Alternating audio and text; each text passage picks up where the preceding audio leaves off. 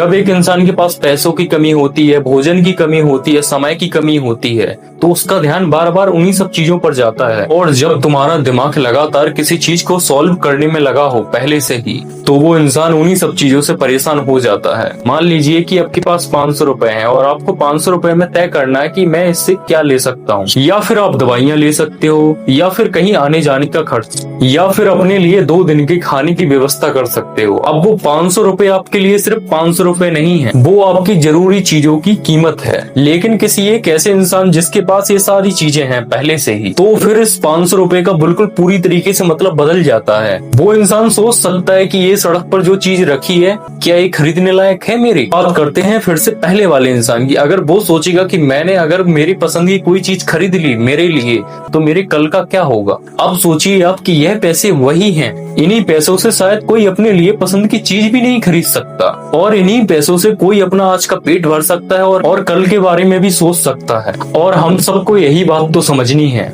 गरीब की सबसे बड़ी समस्या यह नहीं है कि उसके पास कम पैसे हैं, बल्कि यह है कि उसे बार बार तुरंत आने वाली समस्याओं को हल करना पड़ता है। जैसे कि उस इंसान को आज खाना चाहिए, आज किराया चाहिए, आज उसे इलाज चाहिए, आज उसे कपड़े चाहिए, आज उसे काम चाहिए। इस स्थिति में 5 साल बाद की जिंदगी सोचना उस इंसान के लिए बहुत मुश्किल है। उन गरीब इंसानों के पास दिमाग कहाँ है, पहले आज बचाना चाहिए, हम यही तो कहते हैं।